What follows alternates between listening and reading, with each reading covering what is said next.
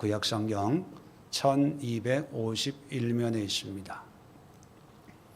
다니엘서 10장 18절로 21절의 말씀, 다 찾으신 줄 알고 함께 합독합니다. 시작. 또 사람의 모양 같은 것 하나가 나를 만지며 나를 강건하게 하여 이르되, 큰 은총을 받은 사람이여 두려워하지 말라. 평안하라. 강건하라. 강건하라. 그가 이같이 내게 말하매 내가 곧 힘이 나서 이르되, 내 주께서 나를 강건하게 하셨사오니 말씀하옵소서. 그가 이르되, 내가 어찌하여 내게 왔는지 내가 아느냐. 이제 내가 돌아가서 바사 군주와 싸우려니와 내가 나간 후에는 헬라의 군주가 이를 것이라.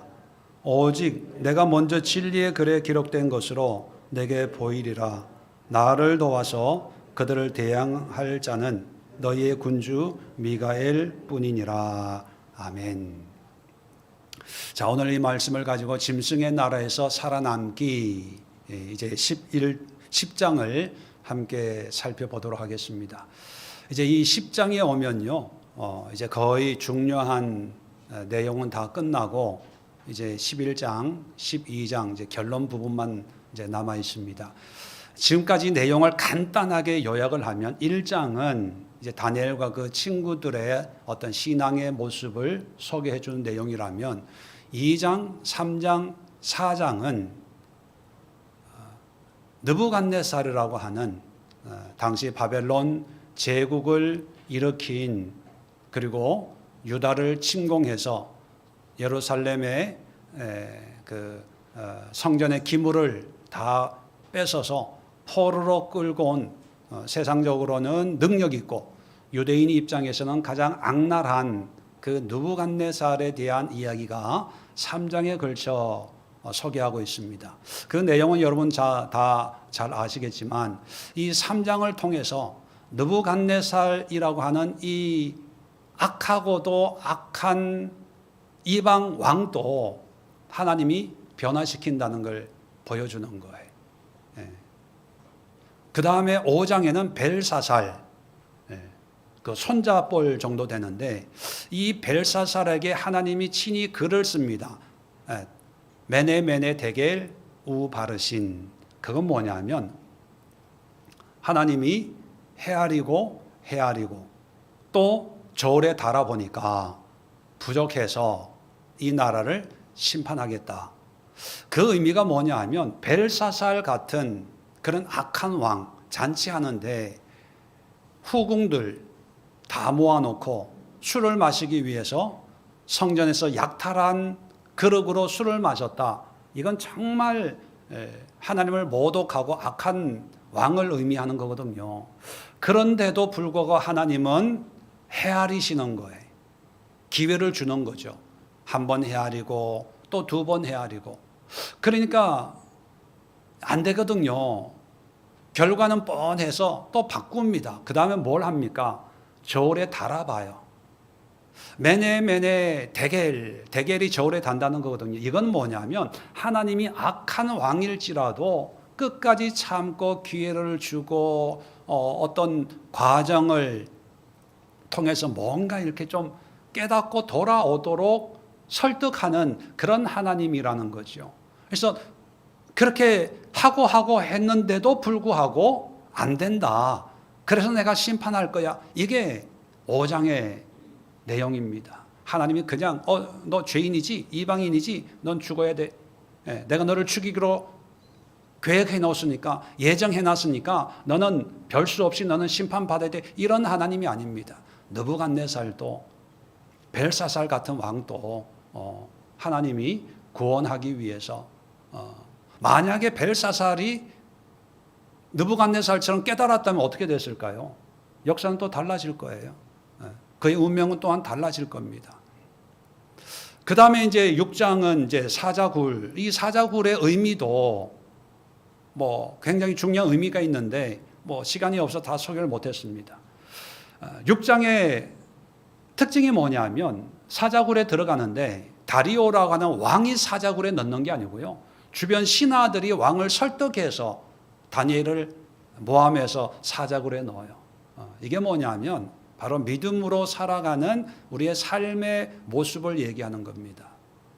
하여튼 사자굴에서 믿음으로 이제 살아남죠. 그 다음부터 7장에는 환상이 시작이 됩니다. 자, 7장에는 4짐승이 나오고요.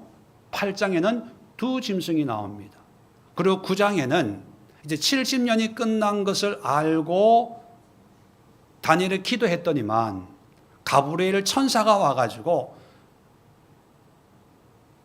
환상을 보여주는데 뭘 환상을 보여주냐면 71회를 보여줘요.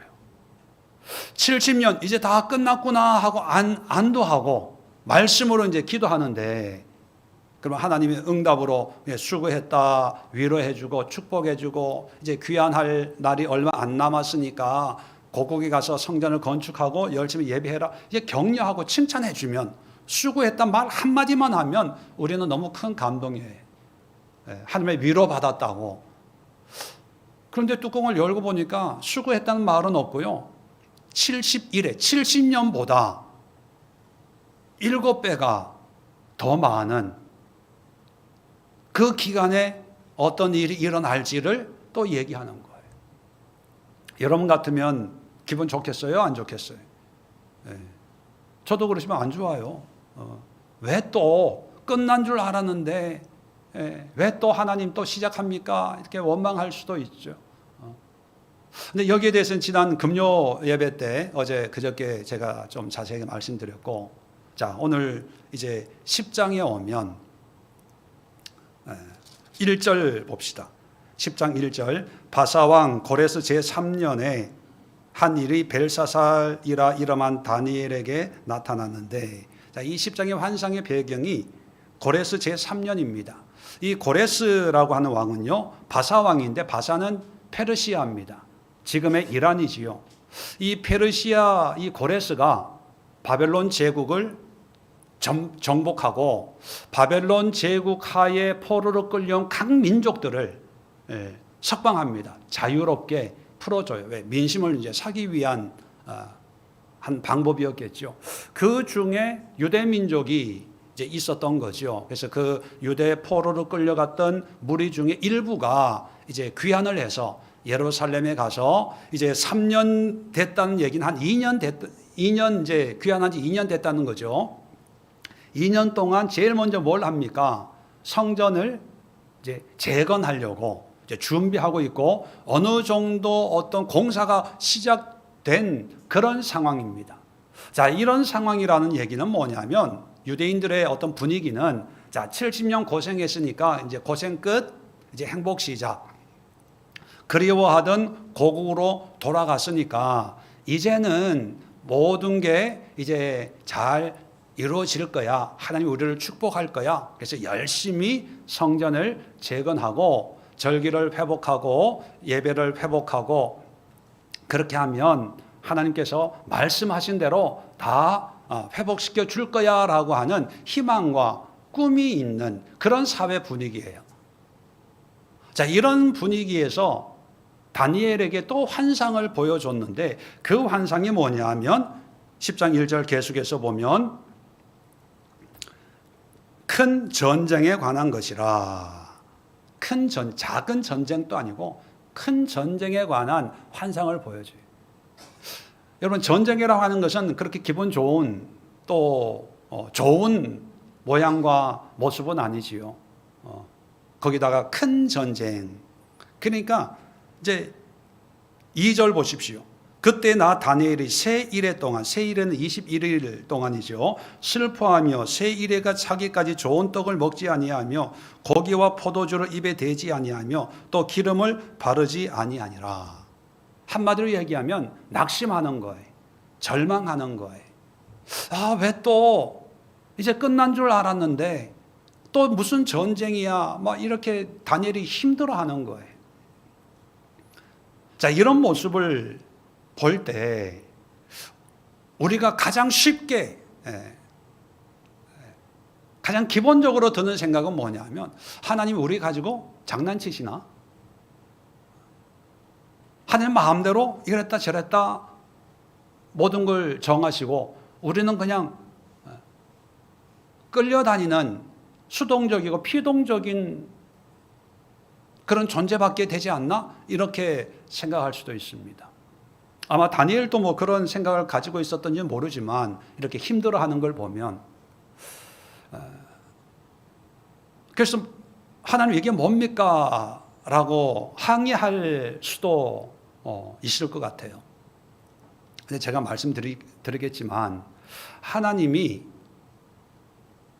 우리를 짐승의 나라로 집어넣고 팔짱 끼고 풀무불 사건도 보고 사자굴 사건도 보고 또 여러 가지 느부갓네살이나 벨사살 이런 그 짐승으로 상징되는 이런 악한 왕들 속에 시달리는 걸 보고 팔짱 끼고 있다가 이제 70년 기한을 정했잖아요. 이게 기한이 끝나니까 야 이렇게 빨리 쉽게 끝나면 안 돼. 그래서 그보다 더 긴 71회 뭐 숫자적으로 보면 77에 45, 490년이죠. 490년의 기간을 또 정해놓고 그 기간 동안 또 시달리게 하고 또 이번에는 전쟁을 준비해놓고 전쟁의 소용돌이 속에서 고생하는 그 모습을 팔짱 끼고 보고 계시는 그런 하나님이 아니라는 거예요. 그리고 하나님은 어떤 프로그램을 만들어 놓고 미래를 보여주면서 너의 운명은 이런 거야. 너의 팔자는 이런 거야. 그러니까 아무 소리 하지 말고 이렇게 순종해서 살아. 이렇게 하나님이 어떤 모든 프로그램을 다 만들어 놓고 우리를 그 속으로 집어넣는 게 아니에요.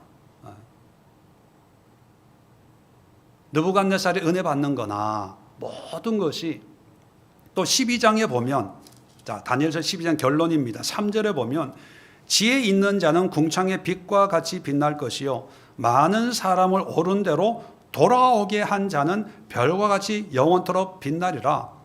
하나님의 프로그램 속에 들어가 있다면 돌아오게 하는 자 이런 말은 필요가 없습니다. 그냥 끝까지 순종하는 자 이런 표현이 맞겠지만 뭘 돌아오게 합니까? 하나님의 작정, 예정, 섭리 가운데 우리는 아무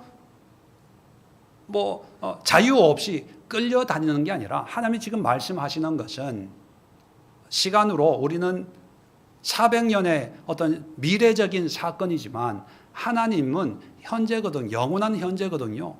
하나님은 지금 유대인들의 모습을 보면서 동시에 400년 앞의 모습을 동시에 보고 계시는 거죠. 우리가 이해는 할 수 없지만, 자, 이런 환상을 보여주는 의도를 생각해야 됩니다. 하나님은 왜 이렇게 할까? 거기에 매이지 마시고, 우리는 그걸 잘 몰라요, 하나님에 대해서.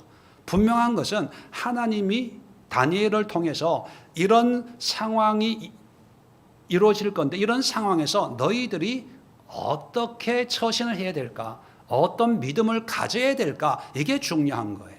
그래서 성경은 하나님이 뭘 하냐를 말씀하지만 그런 하나님 앞에 너희가 지금 어떻게 반응하고 행동하고 믿음으로 살아내야 되냐, 이걸 말씀하는 거거든요. 이 성경을 잘 이해하지 못하면 설교나 이런 거를 듣고 이해가 안 된 상태는 어떤 반응이냐 하면, 목사님 왜 하나님은 그렇게 해요? 왜 하나님은 왜 이렇게 해요? 왜 이렇게 전쟁을 해요? 왜 포로 가게 해요? 그러니까 나에 대해서는 생각하지 않고 전적으로 하나님에 대한 질문으로만 가득 차요. 의문으로만 가득 차요. 근데 반대로 은혜 받으면 앞으로 내가 이렇게 해야 되겠구나, 이렇게 기도해야 되겠구나, 이렇게 살아야 되겠구나, 다 나에 대한 말씀으로 들려요. 자, 그러면 이 다니엘도 이 환상, 이해할 수 없는 이 환상을 어떻게 이해했을까? 또 어떤 의미로 하나님이 이 환상을 다니엘에 주었을까? 세 가지 관점으로 오늘 10장을 함께 간단하게 살펴보겠습니다. 첫 번째는요, 환경이 끝났다고 끝난 게 아니라는 거예요. 70년이 끝났다고 끝나는 게 아니고, 예루살렘을 귀환했다고 끝나는 게 아니고, 성전을 재건했다고 끝나는 게 아니고, 우리식으로 표현하면 교회 등록했다고 끝나는 게 아니고, 직분 받았다고 끝나는 게 아니고, 봉사, 기도, 예배 열심히 드렸다고 끝나는 게 아니라는 거예요. 왜 하나님이 포로로 끌고 가고 70년을 작정하고 71회를 작정하고 큰 전쟁을 작정하느냐? 그것은 뭐냐면 하나님이 그렇게 미리 만세전에 계획하신 게 아니고, 그 모든 것은 우리 예레미야서를 살펴봤지만 포로로 끌려간 이유가 뭡니까? 가장 주된 이유가 죄거든요, 죄. 사람들은 죄 때문에 끌려갔다고 처음에는 생각하지만, 그래서 회개해요. 근데 시간이 길어지다 보면 자꾸 현실을 바라보거든요. 죄라는 것을 잊어먹어요. 그러다가 현실이 뭔가 좀 좋아지면 이제 잘 되네. 사업도 잘 되고 건강도 회복하고 어떤 환경적인 것도 회복하면 이제 잘 되네라고 생각을 하는데, 그런데 사실 환경도 중요하죠. 그러나 하나님에겐 더 중요한 게 뭡니까? 죄의 문제예요, 죄. 70년이 끝났지만 과연 너희들의 삶은 변화됐냐 하는 거예요. 제가 금요 예배 때는 말씀드렸지만 이제 10장, 11장, 12장을 더 잘 이해하려면 학개서, 스가랴서, 말라기서를 꼭 같이 읽어봐라. 제가 그렇게 말씀드렸습니다. 왜냐하면 70년은 끝났고 귀환도 했고 성전 재건도 해요. 그런데 하나님은 오히려 더 화를 내요. 말라기서에 야, 제사 드리지 마. 성전에 오지 마. 예물 필요 없어. 절기 필요 없어. 이렇게 얘기해요. 왜 그럽니까? 70년 다 끝났는데, 귀환했는데, 내 집을 세우는 것보다 성전을 먼저 세웠는데, 절기 지켰는데, 11조도 갖다 바쳤는데 왜 필요 없다고 얘기합니까? 하나님은요, 우리의 행위, 모습이 아니라 우리의 삶이 변화되기를 바라는 거예요. 삶이 변화되기를. 이제 삶은 변화되지 않고 자꾸 하나님께 원망을 해요. 왜 포로로 끌고 갑니까? 왜 71회입니까? 왜 또 전쟁입니까? 하나님이 우리를 짐승이 다스리는 나라로 몰아넣는 것은 하나님이 우리를 미워해서가 아니라 목적은 하나입니다. 하나님의 백성으로 변화시키는 계기를 삼으려고. 벨사살에게 매네 헤아리고 대겔 저울에 달아보고 하듯이 우리 한 사람 한 사람도 헤아리고 달아보고 그런 모습이 바로 이 고난, 환난 이런 모습으로 나타나는 거죠. 그래서 우리가 첫 번째 깨달아야 될 게 뭐냐면 끝난 게 아니다. 뭐가 끝나야 됩니까? 우리의 삶이 끝나야 돼요. 어떤 삶? 세상적인 삶, 인간적인 삶. 다시 말하면 하나님 나라의 온전한 백성이 되어지는 그날까지 끝난 게 아니에요. 여러분 기도의 제목이 있고 환경이 있을 거예요. 자, 그런 환경이 이루어졌다고 아무 문제 없을까요? 또 다른 문제가 있어요. 또 다른 문제가 있고. 근데 만약에 우리가 하나님의 온전한 백성이 되고 하나님 나라의 시민이 되었다면 세상은 여전히 짐승이 다스리는 나라지만 여전히 문제가 있어요. 근데 그 문제가 어떻게 다가오냐 하면 감사와 기쁨이에요. 그 예를 보여주는 게 풀무불 사건이고 사자굴 사건이에요. 하나님의 자녀가 됐다고 문제가 안 생기는 건 아닙니다. 더 많은 문제가 생길 거예요. 그런데 그 하나님의 자녀로서의 삶이 되면 이제 고난은 의미를 잃어버립니다. 풀무불도 의미를 잃어버려요. 사자굴도 의미를 잃어버립니다. 신학시대의 사도행전에 보면 감옥, 핍박도 의미를 잃어버려요. 베드로 같은 사람도 이걸 깨닫고 난 뒤에 감옥에 갔을 때 그냥 찬양해요. 기도해요. 아무 그게 의미가 없어지는 거예요. 우리는 고난이 없는 세상을 꿈꾸는 게 아니라 고난이 와도 그 고난의 의미가 없는, 그게 우리 육신을 가지고 이 땅에 살아가는 하나님 나라의 모습이거든요. 그런 모습이 되기까지 하나님은 하나님의 어떤 역사를 주관하면서 짐승들을 통하여서, 짐승이 다스리는 세상을 통해서 우리를 심판하시려고 하는 게 아니라 우리를 그러한 삶으로 인도하기 위해서 부단히 수고하고 애쓰고 있다는 것을 보여줍니다. 그런데 이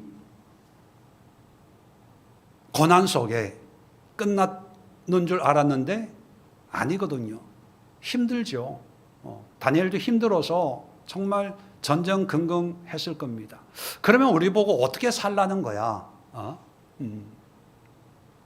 자, 그런데 성경을 자세히 읽어보시면 다니엘도 엄청 힘들어하는데 그 힘들어하는 다니엘을 천사가 위로해줘요. 격려해줘요. 한번 볼까요? 8절 한번 봅시다. 이제 천사를 만납니다. 나만 홀로 있어 이 큰 환상을 볼 때 내 몸에 힘이 빠졌고 나의 아름다운 빛이 변하여 썩은 듯 하였고 나의 힘이 다 없어졌으나, 자기의 아름다운 빛이 썩었대요. 참 적나라하죠. 얼마나 힘들었으면, 얼마나 고통스러웠으면. 자, 이런 상황에서 10절입니다. 한 손이 있어 나를 어루만지기로 내가 떨었더니 그가 내 무릎과 손바닥이 땅에 닿게 일으키고 내게 이르되 큰 은총을 받은 사람 다니엘아, 내게 이르는 말을 깨닫고 일어서라. 내가 내게 보내심을 받았느니라. 막 죽을 것 같은 힘든 상황에 천사가 와서 일으켜 세워요. 그리고 큰 은총을 받은 사람 다니엘아 하면서 위로를 해줘요. 자, 15절도 봅시다. 그가 이런 말로 내게 이를 때에 내가 곧 얼굴을 땅에 향하고 말문이 막혔더니, 이제 기가 막힌 거예요. 뭐라고 얘기해야 될지, 어떻게 해야 될지 모르는 그런 상황에서, 자, 16절입니다. 인자와 같은 이가 있어 내 입술을 만진지라. 이제 천사죠. 입술을 만지니까 이제 곧 입을 열어 내 앞에 서 있는 자에게 말하되, 내 주여, 이 환상으로 말미암아 근심이 내게 더함으로 내가 힘이 없어졌나이다. 내 몸에 힘이 없어졌고 호흡이 남아있지 아니하였사오니 내 주의 이 종이 어찌 능히 내 주와 더불어 말씀할 수 있겠습니까? 한마디로 얘기하면 기절초풍하겠습니다. 내가 힘이 싹 다 빠져서 얘기할 힘조차 없습니다. 이런 얘기를 하는 거죠. 자, 18절 보실래요? 또 사람의 모양 같은 것 하나가 나를 만지며 나를 강건하게 하여 이르되 큰 은총을 받은 사람이여 두려워하지 말라. 평안하라. 강건하라. 강건하라. 그가 이같이 내게 말하며 내가 곧 힘이 나서 이르되 내 주께서 나를 강건하게 하셨사오니 말씀하옵소서. 자, 이렇게 힘이 다 빠진 이 다니엘을 또 천사가 와서 위로하고 강건하게 해요. 이게 무슨 의미냐 하면 우리의 성도들의 위로는 하늘로부터 임한다는 거예요. 하나님의 위로가 있다는 거예요. 환경을 보면 힘들고 어려워요. 고달파요. 누구든지 뭐 고난을 좋아하는 사람 없잖아요. 그런데 이 세상을 살려면 그런 고난을 피할 수 없습니다. 어떤 분들은 그래요. 회개를 안 해서 이런 고난이 생겼나? 뭐 그럴 수도 있지만 회개해도 고난 생겨요. 기도 열심히 하는 사람이나 안 하는 사람이나 그 고난의 문제는 누구에게나 다 있고 또 고난이 임하면 힘든 건 마찬가지죠. 그런데 그런 어려움이 있을 때 이 어려움 속에 내가 어떻게 반응하느냐, 이게 믿음과 불신앙이거든요. 근데 이 다니엘도 힘들어요. 어려워요. 자, 그랬을 때 천사라는 건 하나님의 대리인 아닙니까? 다시 말하면 하나님이 만져주시고 하나님이 위로하시고 하나님이 힘주시는 그런 은혜로 회복하는 거예요. 이 얘기는 뭐냐 하면 모든 게 끝난 것 같았는데 끝나지 않은 상황에서 우리가 원망하고 불평하고 하나님께 항의하고 또 자기의 인생이나 어떤 문제를 양산한 어떤 대상, 그런 사람들 어떤 그런 문제에 매여서 화내고 짜증내고 하나님 앞에 시험 들고 난 이제 기도 안 할 거야, 예배 안 드릴 거야, 뭐 안 할 거야, 뭐 이런 하나님의 세상이 어딨어? 이게 아니라 하나님 앞에 다니엘이 21일 동안 2절 3절 보여주는 것처럼 하나님 앞에 슬퍼하고 하나님 앞에 겸비히 겸손하게 기도하고 내 삶을 정리하면서 하나님이 기뻐하지 않는 그런 모습, 또 하나님을 위해서 내가 헌신하는 모습, 뭐 좋은 음식 먹을 수 있죠. 그런데 내가 어떤 목적을 가지고 그걸 금하면서 하나님 앞에 어떤 겸손하게 나를 낮추는 그런 모습을 통해서 하나님의 손길, 하나님의 만져주심, 하나님의 위로해 주심, 하나님이 능력 주신 이런 은혜를 사모해야 된다는 거예요. 오늘날 우리에게 이런 하나님의 은혜를 누릴 수 있는 방법이 가장 일반적인 게 말씀과 기도와 예배, 뭐 기타 등등이죠. 또 어떤 경우에는 꿈으로도 하나님이 우리를 만나 주시죠. 어떤 경우에는 믿는 사람들 간의 어떤 교제, 서로 얘기하면서 위로하고 권면하면서. 그 얘기는 뭐냐면 우리 믿는 자들이 이 짐승 같은 문제 많은 세상을 살아낼 때 우리가 세상의 위로를 구하지 말고 세상의 어떤 기쁨과 이런 걸 찾지 말고 하나님 안에서 찾아야 된다는 거예요. 그 하나님 안에서 찾을 때 이제 이 문제를 해결해 나갈 수 있는 그런 지혜와 능력이 생길 수 있다는 거죠. 자, 그래서 세 번째는 자, 이 천사가 이제 위로해 주잖아요. 그래서 힘을 얻었어요. 힘을 얻어 가지고 자, 오늘 이제 18절 본문부터 18절, 19절 이제 19절 끝에 보면 말씀하옵소서 이렇게 이제 회복이 된 거예요. 이제 듣겠습니다. 뭐라도 말씀해 주세요. 이렇게 했을 때 이제 20절 그 천사가 이런 말을 합니다. 그가 이르되 내가 어찌하여 내게 왔는지 내가 아느냐. 내가 너를 위로하고 힘주고 강건하게 한 그 의미를 네가 깨달아 이해할 수 있어? 이렇게 묻는 거예요. 당연히 모르겠죠. 다니엘은. 그랬더니만 뭐 모르겠습니다. 이런 대답은 없지만 이제 이 천사가 계속해서 얘기합니다.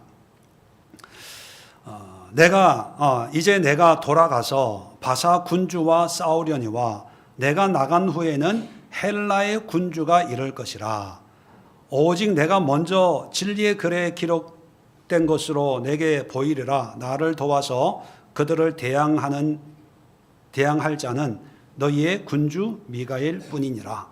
자, 여기 중요한 말씀을 하는데, 자, 너를 만나서 돌아가서 바사 군주와 싸우고, 자, 바사 군주 뒤에는 헬라 군주가 이를 것이고, 근데 이 싸움은 누구가 대항해야 되냐? 바로 너희의 군주 미가엘 뿐이다. 이렇게 얘기해요. 자, 이게 큰 전쟁에 대한 환상의 내용이에요. 자, 큰 전쟁이요. 이제 10장에서의 전쟁은 영적인 전쟁이에요.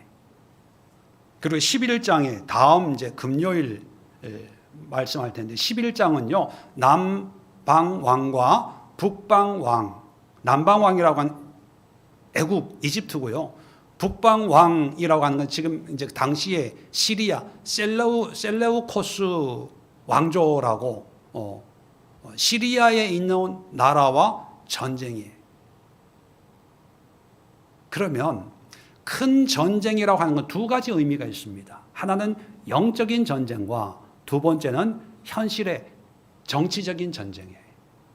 이 전쟁이 우리를 기다리고 있다는 거죠. 근데 제일 먼저 뭐에 대한 전쟁을 얘기하냐? 영적인 전쟁입니다. 근데 이 영적인 전쟁을 얘기하는데 이 12절 한번 보세요.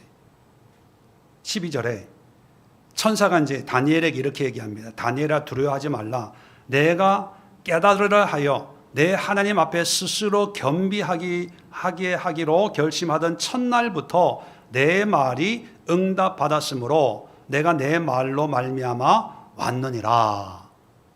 자, 아까 10장 2절에 21일 동안 슬퍼하면서 음식을 안 먹고 좋은 그런 걸 취하지 않고 하나님 앞에 겸비했다 그랬잖아요. 자, 이런 모습이 금식하는 그런 모습일 수도 있고, 어떤 세상의 오락을 금하고 하나님께 집중하는 모습일 수도 있고, 겸비했다는 것은 하나님 앞에 자신을 겸손하게 낮췄다는 의미이거든요. 자, 엄청난 이런 문제, 큰 전쟁에 대한 환상을 보고 이게 무슨 의미인지 모르니까 하나님 앞에 이런 모습을 갖췄을 때 첫날부터 응답이 임했어요. 하나님이 이 천사를 다니엘에게 보냈습니다. 자, 그런데 재밌는 것은 13절이에요. 자, 그런데 바사 왕국의 군주가 21일 동안 나를 막았으므로 내가 거기서 바사 왕국의 왕들과 함께 머물러 있더니, 자, 영적인 하늘에서 일어나는 일이기 때문에 우리가 구체적인 정보는 없지만 바사 군주라고 하는 존재가 등장을 합니다. 이 군주라는 말은요, 히브리어로 사르라는 단어인데, 이 사르라고 하는 것은 보통 왕 하면은 멜레크라는 단어를 써요. 왕. 근데 군주는 어떤 힘과 권세를 가지고 있는 어떤 존재예요. 미가엘도 너희의 군주 이렇게 표현하거든요. 미가엘은 우리의 천사 아닙니까? 천사가 가지고 있는 어떤 권세, 영권을 의미하듯이 바사의 어떤 바사를 다스리는 어떤 영적인 권세가 있다는 거예요. 이 권세가 다니엘의 응답을 막아버리는 거예요. 그래서 첫날 응답을 전해주려고 했는데 영적인 방해가 있어서 지체되고 있었는데, 자, 마지막에 가장 13절 끝에 가장 높은 군주 중 하나인 미가엘이 와서 나를 도와줌으로 이제 오게 됐다는 거예요. 그러니까 여러분, 천사의 어떤 내용을 우리가 많은 정보가 없어서 이렇다 저렇다 함부로 얘기할 수 없지만, 아무튼 미가엘이라는 어떤 천사의 힘으로 이 세상 권세를 잡은 바사 군주를 이기고 하나님의 응답을 전해줄 수 있었잖아요. 그죠? 마찬가지로 20절에 바사 군주와 싸우러 가요. 그럼 누가 싸우는 겁니까? 미가엘이 싸우는 거예요. 그 다음에 헬라 군주, 바사 제국이 무너지고 이제 헬라, 알렉산더에 의해서 헬라 제국이 세워지는데, 알렉산더가 문제가 아니라 알렉산더를 지배하고 있는 영적인 세력이 있는데 그 세력이 헬라 군주예요. 이 군주와 싸워야 된다는 거예요. 그게 큰 전쟁에 관한 내용입니다. 다시 말해 영적인 전쟁이에요. 그런데 감사한 것은 이 영적인 전쟁은 내가 싸우는 게 아니라 미가엘이 싸워요. 대항할 자는 미가엘밖에 없어요. 그런데 그러면 우리는 이 영적인 전쟁을 어떻게 할 수 있을까요? 미가엘에게만 맡기면 됩니까? 네, 미가엘에게 맡기면 되는데 어떻게 맡기냐? 다니엘을 보면 하나님 앞에 겸손한 거예요. 오락을 금하는 거예요. 포도주를 입에 대지 않아요. 포도주라고 하는 것은 내가 먹고 싶은 것, 마시고 싶은 것, 하고 싶은 것의 어떤 대명사죠. 또 기름을 바르지 않는다. 이건 뭐냐면 뭔가 이렇게 꾸미고 단장하지 않고 한마디로 얘기하면 겸손하게 하나님 앞에 무릎을 꿇고 하나님을 예배하고 기도하고 하나님 앞에 겸손한 자로 이걸 한마디로 요약을 하는 게 뭐냐면 하나님의 거룩한 백성 이렇게 요약할 수 있습니다. 자, 9장에도 보면 다니엘이 예레미야의 말씀을 깨닫고 기도해요. 자, 기도했는데 23절 한번 보실래요? 9장 23절. 가브리엘 천사가 다니엘에게 와서 이렇게 얘기합니다. 내가 기도를 시작할 즈음에 명령이 내렸으므로 이제 내게 알리러 왔느니라. 9장에는요, 기도 시작하자마자 가브리엘이 응답을 가지고 왔어요. 근데 10장에는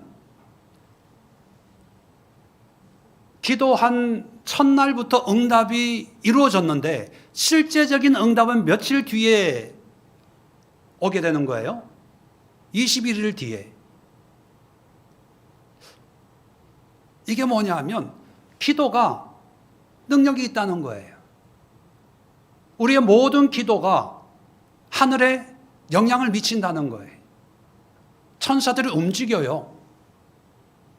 물론 21일 만에 온 걸 보면 어떤 상황이 있고 여건이 있어서 우리에게 응답이 바로 전달될 수도 있고 지체될 수도 있지만 중요한 거는 우리가 기도하는 순간부터 하나님의 천사들이 움직여. 이게 기도의 능력이에요.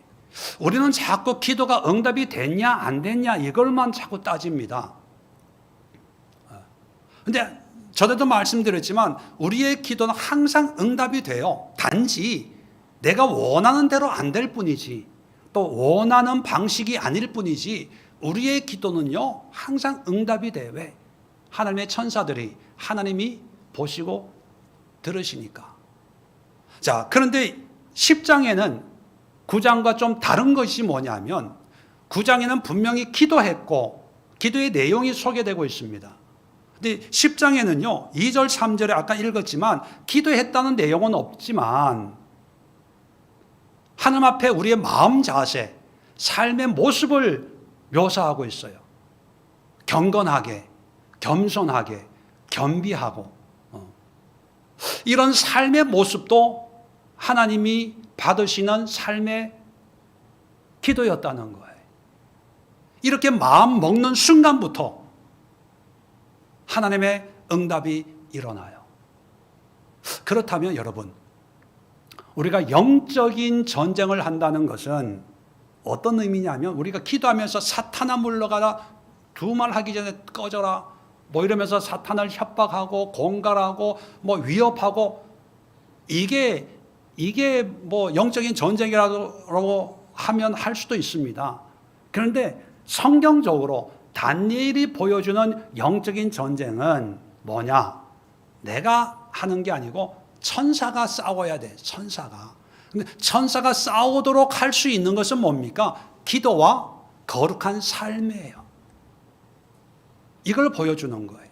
그러니까 하나님이 71회를 또 정했어. 또 하나님이 큰 전쟁을 또 예비해서 그러면 우리는 뭐야?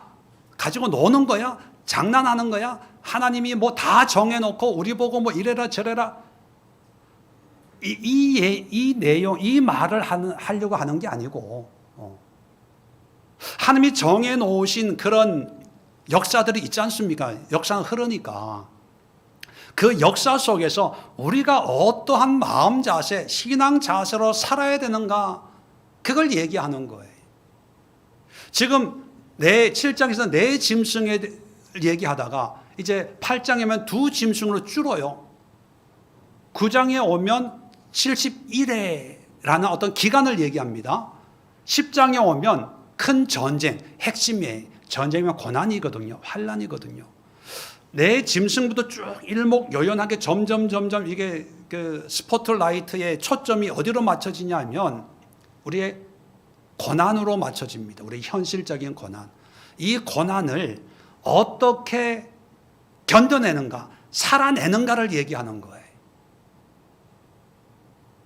한마디로 얘기하면 이런 고난이 계속되는데 왜?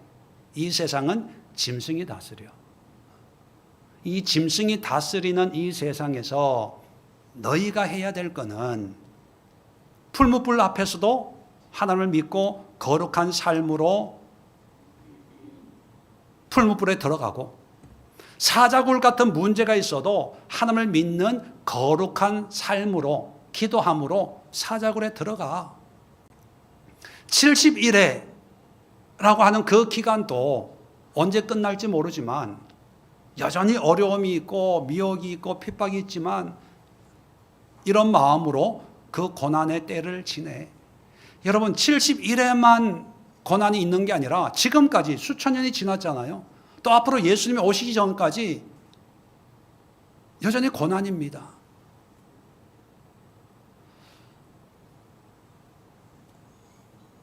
어떤 분들은 오늘날의 정치를 위해서 많이 걱정을 해요. 목사님은 무슨 색깔입니까? 부터 시작해서 여당입니까? 야당입니까? 그걸 기도해야 되지 않아요? 네, 기도해야 되지요.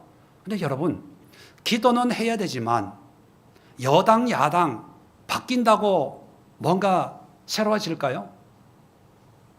사자에서 곰으로 바뀐다고 뭐 달라집니까? 곰에서 표범으로 바뀐다고 달라져요? 안 달라져요. 수양에서 염소로 바뀐다고 뭐 대단해집니까? 위에 있는 권세에게 순종하고 위에서 기도하라는 하나님의 말씀 때문에 우리는 권세 있는 자를 위해서 기도할 뿐이지, 나는 누구를 지지해, 이 정권이 정권을 잡아야 돼, 이건 우리 그리스도인으로서는 합당치 않습니다. 왜? 모든 것은 하나님이 세우는 거니까. 우리가 더 신경 쓰고 기도해야 될 것은 색깔 논쟁이 아니고 여당, 야당, 진보냐 보수냐 이게 아니고, 어떤 짐승이 다스리든지 어떤 정권이 어떤 법을 만들고 동성애법을 만들고 차별금지법을 만들고 하든지 간에 우리가 거기에 흔들리지 않고 우리의 믿음, 우리의 신앙을 굳건하게 지키면서 영적인 세계의 어떤 싸움에 승리하기 위해서 거룩한 삶, 말씀을 기초로 하는 삶, 기도하는 삶, 헌신된 삶, 이런 삶을 사는 게 그게 중요하다는 거예요. 자, 그래서 12장 결론이 뭐냐 하면 12장 3절 한번 보세요. 지혜 있는 자, 여기서 지혜는 세상의 지혜가 아닙니다. 이러한 하나님에 대한 지혜, 하나님이 이 세상을 어떻게 운행하고 있고 하나님의 뜻이 뭔가를 깨닫는 사람의 깨달은 사람, 다니엘같이 깨달은 사람은 궁창의 빛과 같이 빛날 것이요 많은 사람을 옳은 대로 돌아오게 한 자. 우리식으로 표현하면 하나님에 대해서 몰랐던 사람을 전도해서 복음을 전해서 하나님이 고난을 준 목적이 뭔가를 전해서 깨닫게 한 사람, 그죠? 그런 사람 별과 같이 영원토록 빛나게 될 거래요. 여러분 생각해 보세요. 하나님이 이 모든 것을 딱 프로그램화 정해놓고 너희들은 그냥 이게 살아야 돼 떠밀었다면 지혜 있는 자 또 돌아오게 하는 자, 이게 무슨 의미가 있겠습니까? 정해진 대로 다 되는데, 돌아오게 하려고 했는데 하나님이 돌아오지 않는 걸로 정해놨어. 그럼 우리의 수고가 무슨 의미가 있어요? 성경 그렇게 해석하고 신앙을 그렇게 보는 게 아니거든요. 세상은 예수님 재림 때까지 더 악해질 거예요. 더 힘들어질 거예요. 더 많은 문제가 있을 거예요. AI 이런 건 하나의 드러나는 현상들이고요. 문제는 내가 지금 하나님 자녀로서 환경에 연연하지 않고 내 삶 속에 하나님 나라의 백성으로서 거룩하고 겸손하고 순종하면서 하나님과 소통하고 천사의 만져주심, 천사의 위로, 말씀을 통해서 예배를 통해서 설교를 통해서 하나님의 어떤 깨달음을 깨닫고 그러한 삶을 통해서 영적인 전쟁에 임하는 그 삶이 다니엘서를 통해서 결론적으로 우리에게 요구하고 있습니다. 예수님도 마태복음 18장에 베드로가 신앙 고백하지 않습니까? 주는 그리스도시고 살아계신 하나님의 아들입니다. 신앙 고백을 했을 때 축복을 해요.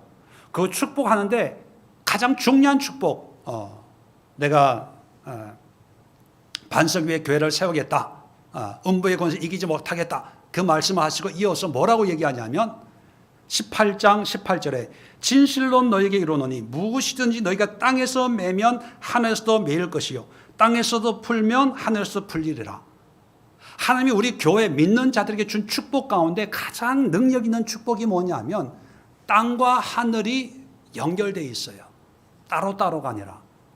그전에는 땅은 따로 하늘은 따로였다면 우리 믿음의 사람들에게는요, 땅과 하늘이 연결되어서 땅에서 풀면 하늘에서 풀리고 땅에서 매면 하늘에서 매여요. 연결되어 있기 때문에. 그러면 우리는 육을 가지고 있지만 영적인 세계의 영적 전쟁을 미가엘과 함께 싸울 수가 있어요. 뭘로? 땅에서 기도하면 하늘에서 기도의 영향력이 가고, 땅에서 다니엘처럼 거룩한 삶을 살면 그것이 곧장 하늘에도 영향이 미치는 거예요. 그럼 반대로 한번 생각해 봅시다. 반대로 기도해야 될 사람이 기도를 안 해요. 이걸 이제 맨다고 표현해 봅시다. 땅에서 매요. 그러면 하늘에서도 매이겠죠. 거룩한 하나님의 삶을, 자녀의 삶을 살아야 될 사람들이 삶에서 안 살아요. 세상과 버텨서 입으로는 믿는다고 하지만 마음에는 하나님이 없어요. 나밖에 없어. 그러면 이걸 푼다고 한다면, 믿음이 이제 풀려지는 의미라면 하늘에서도 어떻게 될까요? 풀리는 거예요. 그러니까 하나님이 이걸 아시기 때문에 하나님의 택한 자녀들이 하나님을 버리고 세상을 가는 걸 원하겠습니까? 안 원하겠습니까? 안 원하죠. 느부갓네살도 설득하는데, 벨사살도 매네 대결을 하는데, 내 자녀, 은혜 받은 사람, 세례 받은 사람, 직분 받은 사람들이 세상에 나가는 것을 하나님이 기뻐하시겠습니까? 기뻐 안 해요. 그러니까 70년을 작정했다가 71일을 작정했다가 또 예루살렘 귀환을 작정했다가 또 큰 전쟁을 작정했다가 뭘 작정을 하고 계획을 하고 하는 것은 하나님이 그렇게 정해놓은 게 아니라 그런 과정을 통해서 좀 깨달아. 믿고 내게로 돌아와라. 그래서 아까도 말씀드렸지만 이 당시에 기록된 선지자를, 활동했던 선지자들 선지서를 보면요, 다 뭘 얘기하냐면 기도해, 삶을 바꿔, 회개해, 거룩하게 돌아와, 예배 드리고 절기 지키고 종교적인 율법을 준행하는 게 그게 목적이 아니야. 교회 건축하는 게 그게 목적이 아니야. 직분 받는 게 목적이 아니야. 뭐 봉사했네, 전도했네, 뭐 행사 참여하는 거 목적이 아니야. 11조 드렸네, 뭐 헌금했네, 뭐 했네, 이게 목적이 아니야. 네 마음을 바꾸고 삶을 바꾸고 생각을 좀 바꿔. 계속해서 선지자들이 얘기하는 게 그겁니다. 다니엘도 마찬가지예요. 다니엘서의 결론이 뭐냐? 나중에 다시 말씀드리겠지만 하나님이 너희들을 고생시키고 또 앞으로 이런 짐승의 나라를 준비하고 이런 상황 속에 너희들을 살게 하는 목적은 단 하나야. 하나님의 지혜를 깨닫고 하나님께로 돌아와라. 그렇기 때문에 환경이 끝났다고 끝난 게 아니고요, 세상의 기쁨과 즐거움으로 나는 행복해, 그게 아니라 하늘의 위로를 받아야 되고, 우리는 하늘 앞에 가는 그날까지 이 세상을 살고 있기 때문에 우리는 싸워야 됩니다. 영적인 싸움을 싸우는데 우리는 기도로, 말씀으로, 예배로, 그리고 우리의 삶으로 여러분 거룩하십시오. 삶에 겸손하십시오. 겸비한 삶을 사십시오. 기도하겠습니다. 좋으신 하나님 아버지, 은혜와 사랑을 감사합니다.